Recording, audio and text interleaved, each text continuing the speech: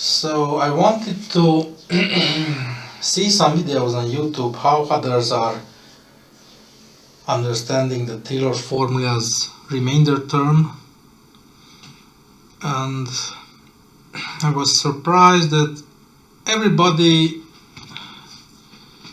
uses this Taylor inequality, which kind of a very simple, it's a very low level approximation of the remainder for this polynomial. This approach is only good for to be known that this polynomial is available to approximate the original function or not. We can use it or not. But my thought was maybe we should get a better approximation for this remainder. And finally I found one function which can be used instead of this e to the c, because the other problem with this Taylor formula that you should know the e value to compute another e's value to some power. E to the x, to compute e to the x, you need to know e to the c, which lies between 0 and a half, or the x, or depends from the x value, from 0 to x. Most examples wanted to calculate e to the square root of e, which e to the half. So in that case e is between 0 and a half. But it's kind of recursive to compute something by itself. So, and even not so approximate. That usually some people are approximating e to 3 or 2 to get an integer number, and then it's easier to compute. And this way they get, I don't know how many zeros here. And from there they can know that this is a good approximation or not. How many decimal places are accurate or not. So my idea was to find a better approximation for this remainder term. Not just by guessing where is this c point. It could be anywhere. But my idea that this c point should be somewhere when you are or using many terms of these polynomials, then this c point should be also shouldn't vary varying too much between the 0 and that x interval. It should, when n tends to infinity, this c point should likely more be a fixed point, not just anywhere. So anyway, I found the formula, and that's why now I want to show you how to reach that result, or how to think, you should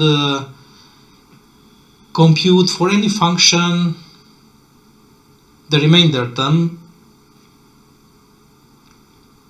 just to get very good results at the end. So first of all, what's all about this Taylor formula? What is this Taylor formula? What Taylor invented or found is that if you have any function, you can approximate it, or don't even approximate. Approximation is just one side of the formula. He found that any function can be represented by another view or another expression based on the polynomials. Like for any x, you can have a polynomial with a special point which you can choose as you want.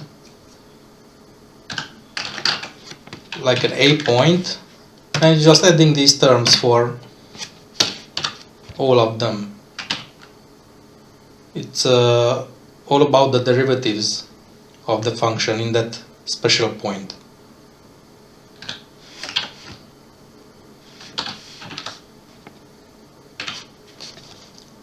Divided by a factorial.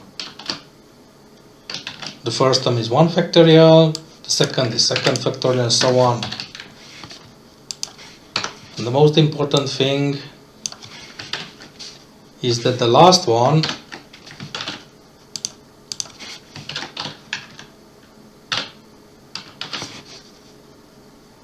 we could use this representation.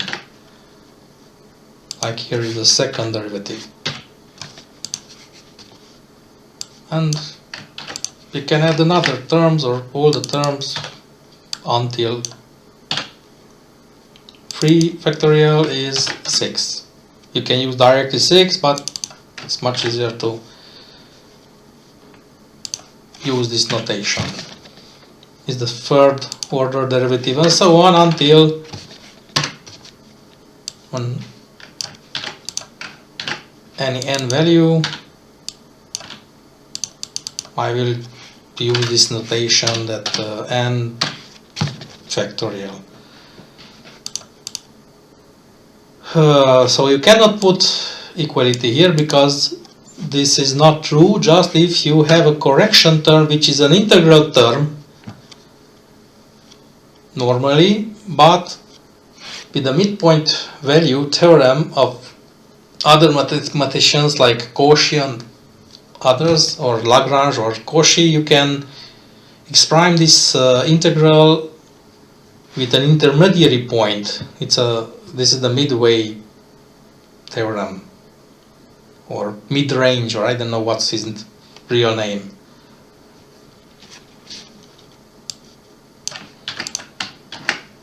This means that you can use like it to be the n+1th term, but not in a, but instead of a point, that a special fixed point that you are choosing is another intermediary point between a and x.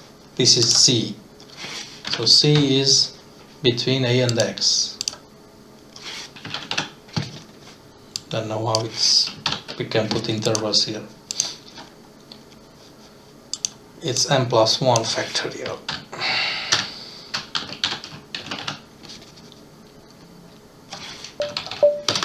So this is a general formula here, and I was curious how others using this formula. All the videos, or many of the videos, first point they are started to approximate e to the x. So f of x is e to the x, because all the derivatives of e to the x is the same, is e to the x. So f derivative of to the x is any derivative of e to the x is e to the x. So is nth order derivative of the x is e to the x. That's why they are starting with this function. And anyway, because for this function, this polynomial is always approximates the e to the x function. So for this case, it's easier to explain or to show how you have to use the Taylor formula for approximation. This means that in our case, and the intermediate, the special point should be this a point in for e to the x. It's the best way if we are using directly this nth order derivative and plugging a everywhere. It's e to the a, not here, yes, e to the a, and here is also e to the a, so everywhere is e to the a. Just in this situation is it was n+1 factorial. So the n plus n terms, it means that e to the c. Anyway, in this case, for e to the x, it doesn't matter what order of derivative you are using, all are e to the a or e to the x. So this would be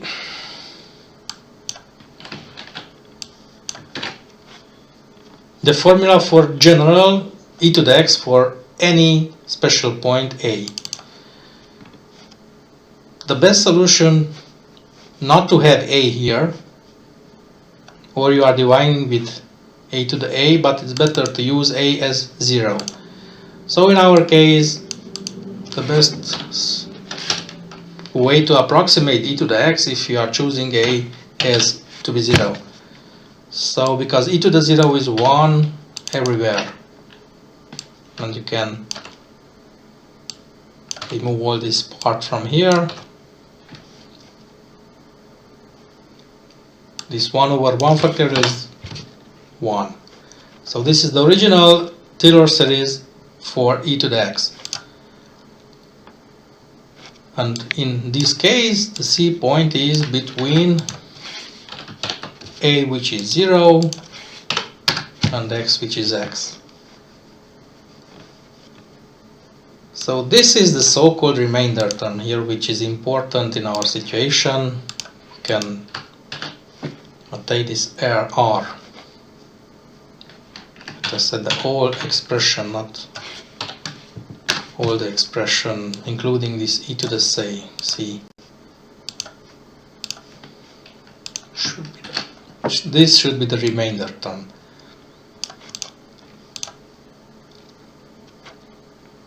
So if I want direct to know the remainder term, how much is it? I have to subtract from e to the x this value, this polynomial,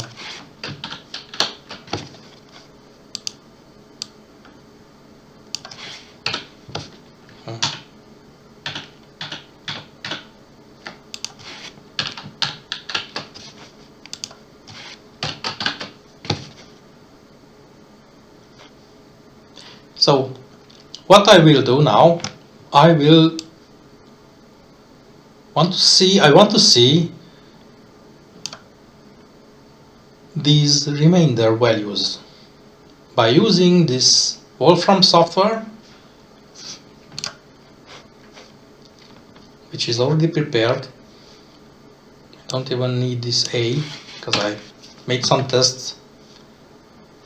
And I used x as 1/2 for the starting point to just check if it's working or it's good or not, or what we can compute here. And what we need to know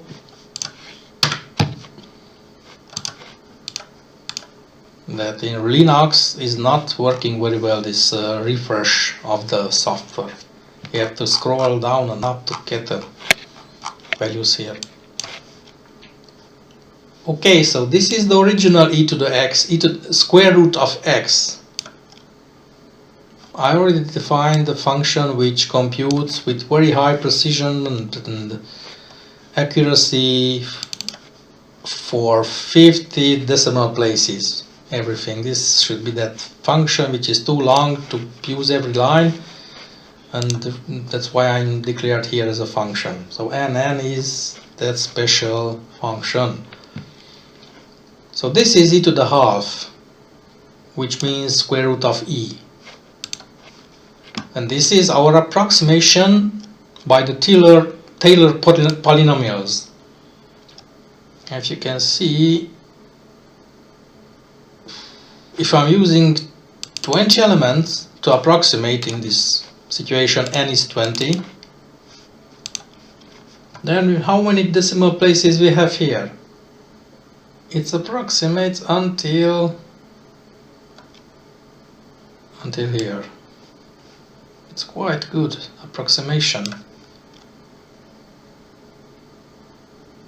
So nearly half of this line is an approximation by decimals. Quite interesting. So the question is, how much is the remainder term? How small is if it tends to 0 or not, or what's happening? In this situation for e to the x, you can check that the result of the subtraction is these numbers multiplied by 10 to the minus 27, which means that we have 27 zeros here or 26 zeros here, which follows just after that follows some numbers here. That means a very good approximation is nearly 0 if you are using 20 elements, but others used 5 elements or 4 elements, and in that case we have just, so the remainder term shows you how many zeros are here, as much as decimal places are correct in the approximation. As you can see, it's a 3 decimal places. Here is what we get if you are using the polynomials. So that's all about the approximation.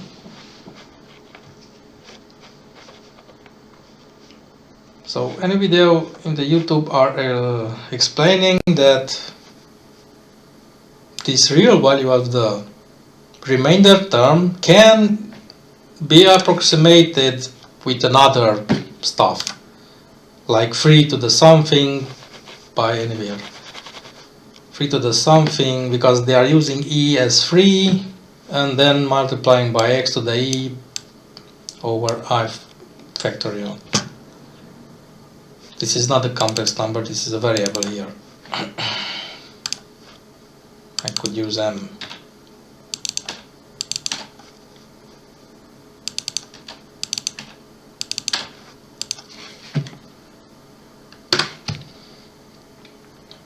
So my idea was that anyway, if we see that this difference by e to the x minus this polynomial is the remainder term, and the remainder term, it's anyway, it's fixed value, that's x to the n plus 1 over n plus 1 factorial, this should be a constant value or something like that.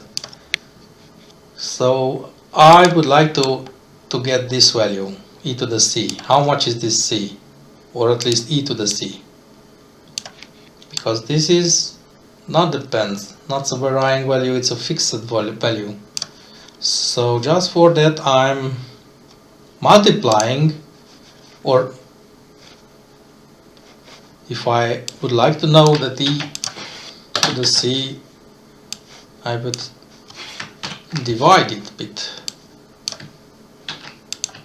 So this should be e to the c. By dividing by a fraction is the same like you are multiplying the inverse of that.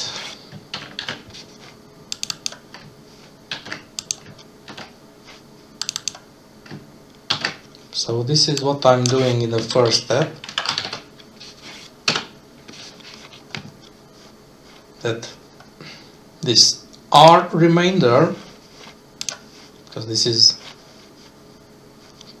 the remainder term, as you can see, or by my notation, this difference is the remainder term. I'm just multiplying by this value, and I don't know what happened.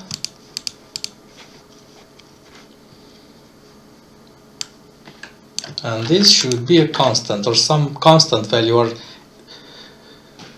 for too many elements it should converges to some constant value. This is my idea.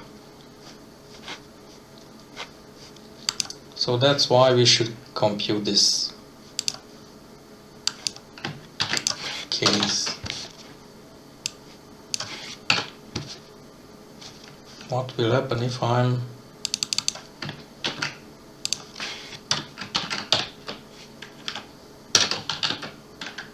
n plus 1 by x to the n plus 1.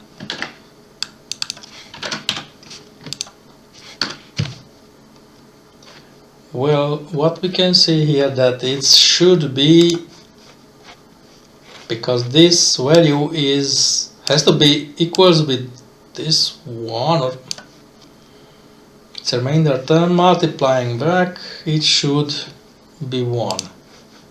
Or anyway, if you can see, if I'm using a much bigger number,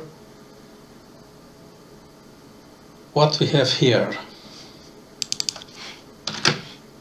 for 30, what's happening? Okay, what we see here, that this product is approaches to 1. So if I'm using 1,000 here, it's 3 decimal places. For 100 it was 2 decimal places. So it looks like that this approaches to 1. That means we can subtract 1 from this product to get all these numbers after the zeros.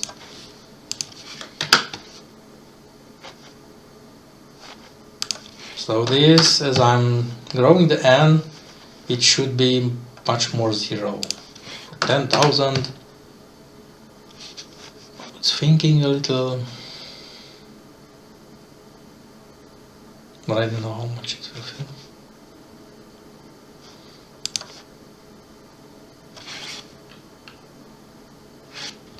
Okay, and now what? Ah, shit.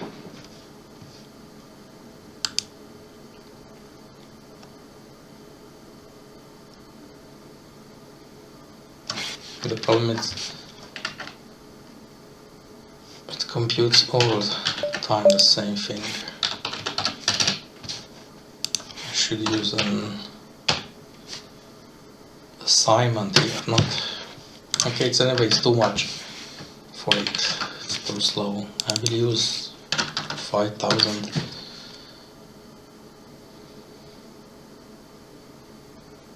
Okay, here is the difference between this thingy and -1. So I propose that as n approaches to infinity, this approaches to 0. But I don't like zeros and I don't like infinity, so that reason, just to have a constant, I'm trying to, what should I do here to get a number again?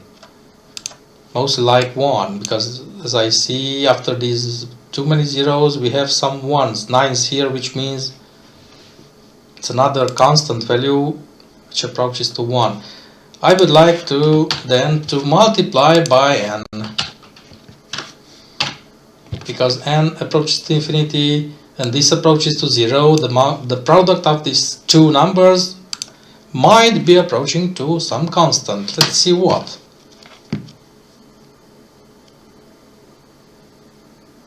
So not 1 but a half. Okay, it's interesting because what we have here, this expression multiplied by n gives us a half. And taking in mind that we are used x as a half, I would ask what it would be if I'm using x to the 1 over 3. As you can see, the approximation is very good again, just by the polynomial, and the remainder term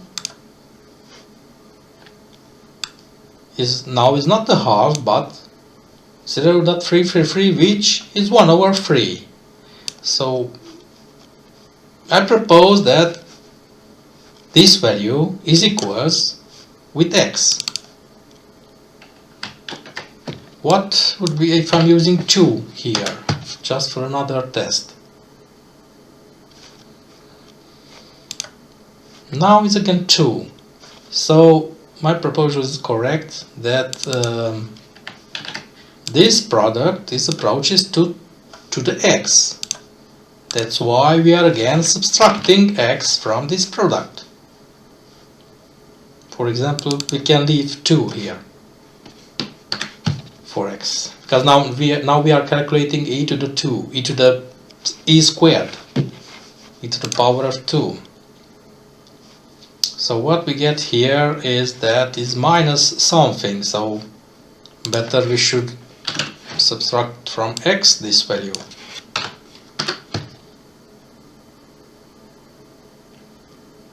To get a positive number, let us try to half or e squared.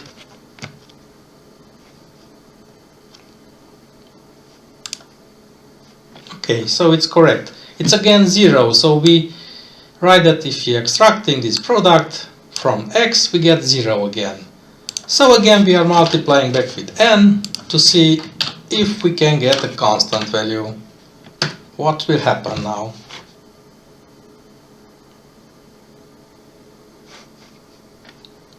It's some constant value. Check for other numbers as x. What we can get? 0.00. Why? After a little research, I found that this is strange happenings with the zeros, because I'm just tested a few elements for x, a few values for x, and this second level approximation needs some research. So first of all, I'm reverting this minus x to be in the right side.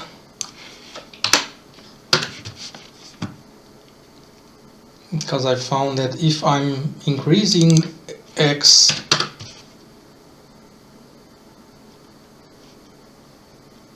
then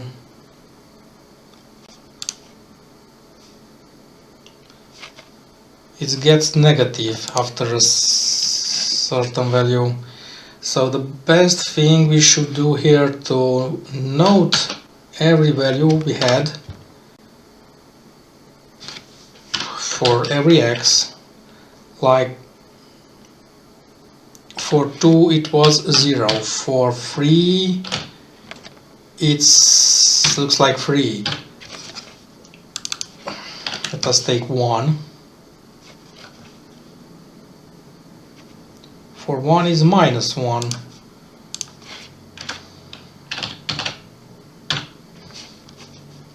And now let's test for 4. And step by step we should get a formula for these values. What we will get if we are multiplying by n for step-by-step values of x. We should invent this formula for these numbers. So for 4 is equals with 8. 7.999, it's 8. Let's test for 5.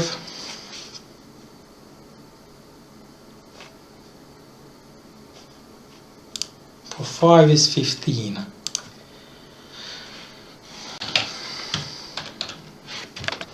And the question is, what would be for x equals with 6? Well,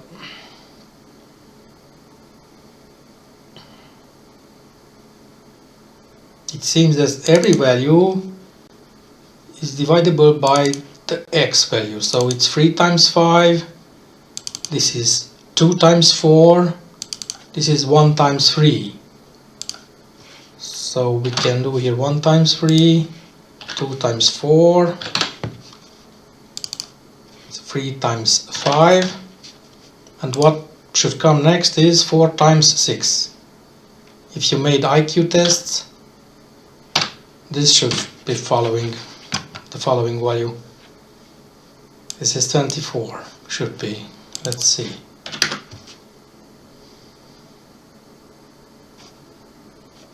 Yes, it's 24.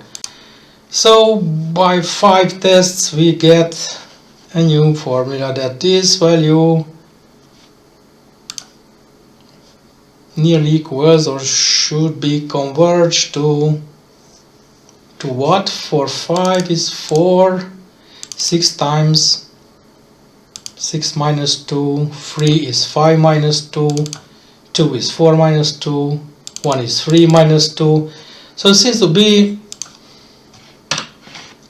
x times x minus 2. So if I'm testing this formula with every value, if I'm extracting this result, then it should return every time 0.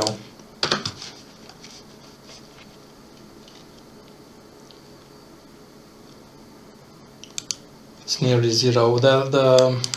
Try it for 1. It's interesting if we get minus 1.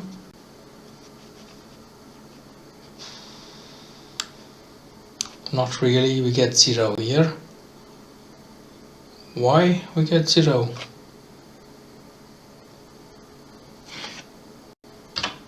For sure, yes, we get 0 because it has to be 0 because we extracted. I just wanted to see if we really get the same result. If I'm commenting out this new formula we invented, it should return the same thing. So now all these two lines should return minus 1. Yes, it's minus 1, the original is minus 1, our calculation is also minus 1. And another interesting value would be if I'm using fractional values like a half.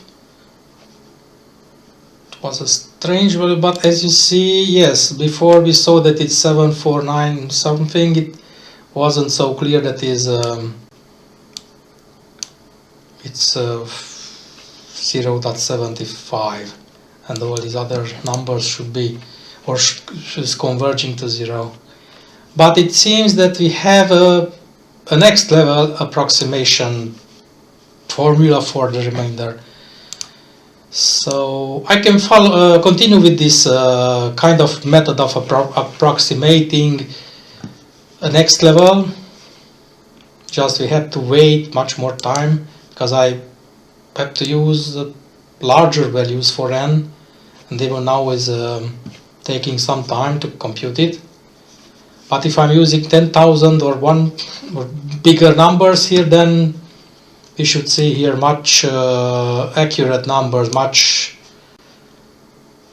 easier, some other values which we can approximate it or find out easily.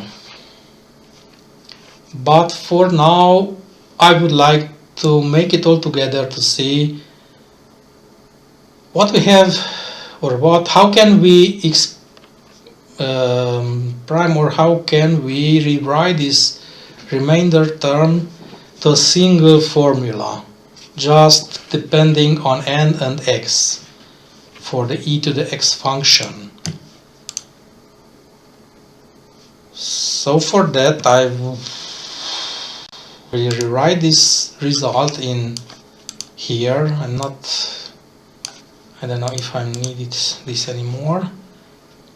So what we get is the following if I'm true that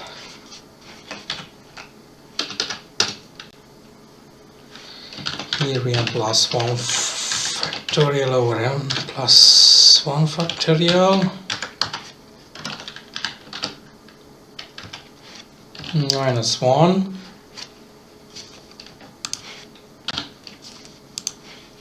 by n minus x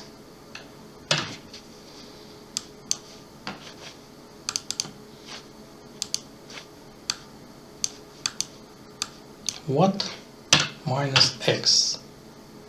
What's this? So all this expression by n seems to be equal with x by x minus 2. So from this equation we can get the remainder term with a much more likely format like this is a multiplication sign here. So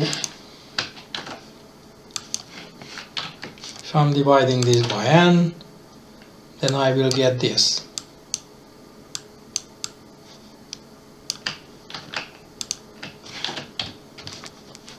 If I'm adding x to it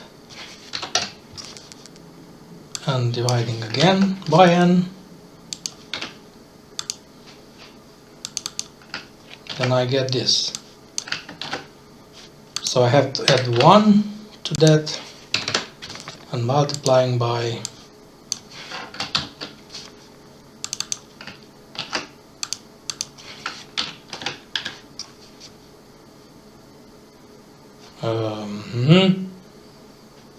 it was x to the n plus 1.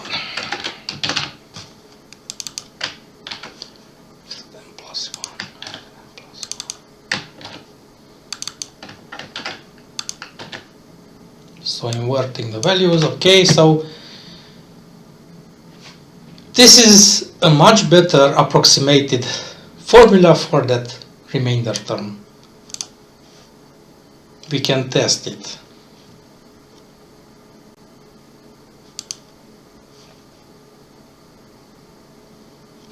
How can we test it? If I'm commenting out this line, this is the original remainder term. Let me see again.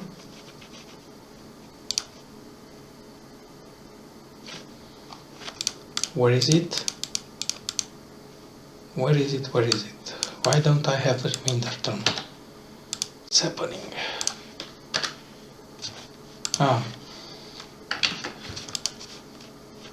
Okay, this is the remainder term. Put here r, just the r value.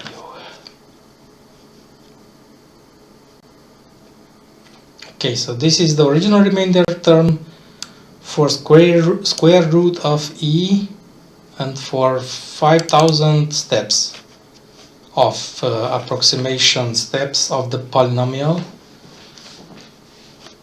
It's 1.67 something by 10 to the minus 70,000. It's a very little number, very small number. And now I would like to see this formula again. If I'm computing this value,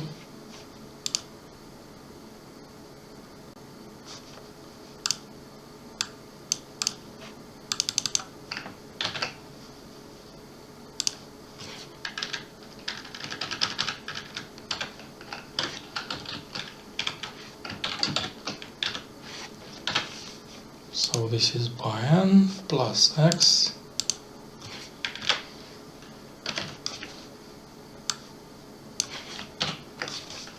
all this divided by n plus 1. What do we get?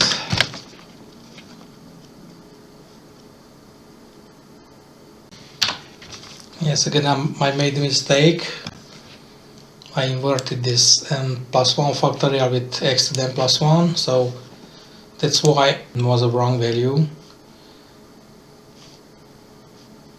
here. It should be inverted. So x to the n plus 1 should come here and n plus 1 factorial below. So this formula was wrong. So at the end, this is the error. Again, if you are generating the values, we get this surprising value that this is the original remainder term, which has been approximated until 1, 2, 3, 4, 5, 6, 7, 8, 9, 10, 11 decimal places. So this is not the e, the square root of e. This is the remainder term is approximated with 11 decimal places. I don't need this anymore.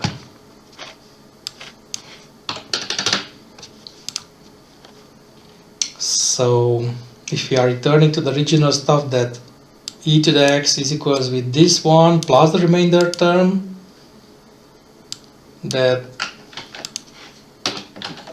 we would have that e to the x should be equal with this Taylor polynomial plus the remainder term, which is this one.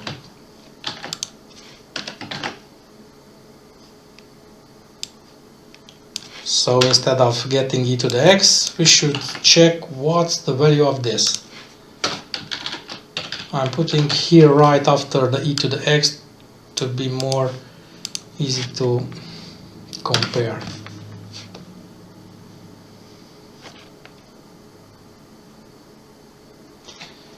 These three lines are important to check. This is the original value of square root of x, e to the x, square root of e, and this is the approximated value plus the remainder term. This is just the polynomial approximation, which is okay. In our case, all decimals are the same. So for us to get a better view of the decimals, I would use 100 decimal places. What's the problem is that what? So the problem is that we are using too much steps for approximation, and that's why it's very accurate, but we should lower the steps. For example, to 20 steps, I might be able to put back the 50 decimal places. And now we have a differences. The difference is the following. This is the original square root of e, and this would be the polynomial approximation. And let us check how many decimal places is just here. We have here 7, 7, and the original is 7, 8. So this means this, we should count how many decimals are here. 1, 2, 3, 4, 5, 6.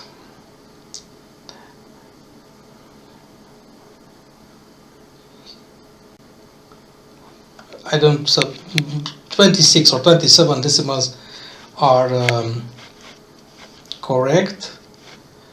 And the second line I added the approximation plus our remainder, which I computed right on your eyes or in real time. And this, as you can see, is adding 4 decimal places more. So this is how a correction term should act. That is not just saying that it's 0 and you can use the polynomial approximation, but also add some decimals to the result, to correction, to be more accurate result. So this is it. That's what you need to know about the remainder term of the Taylor formula. That's not just using that outdated inequality of Taylor, but there exists another approach by which you are able to make much more accurate approximation of the remainder term, like this formula you see.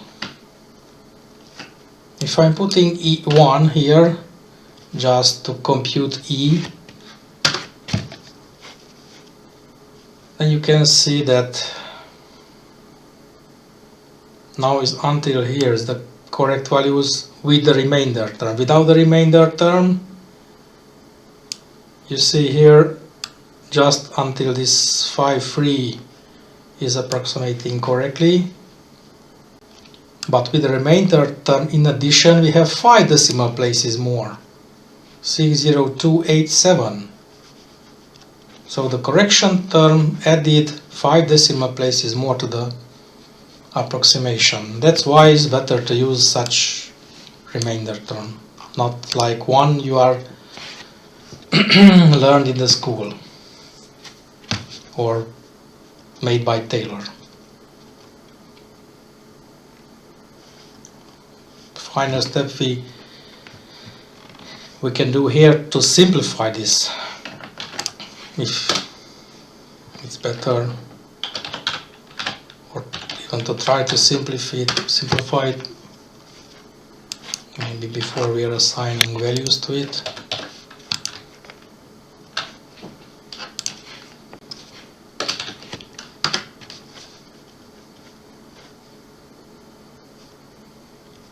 So this would be a much more compact way to get written the remainder term in a compact form. So as a final result, we can put all together and we can say that e to the x is approximately equals with this polynomial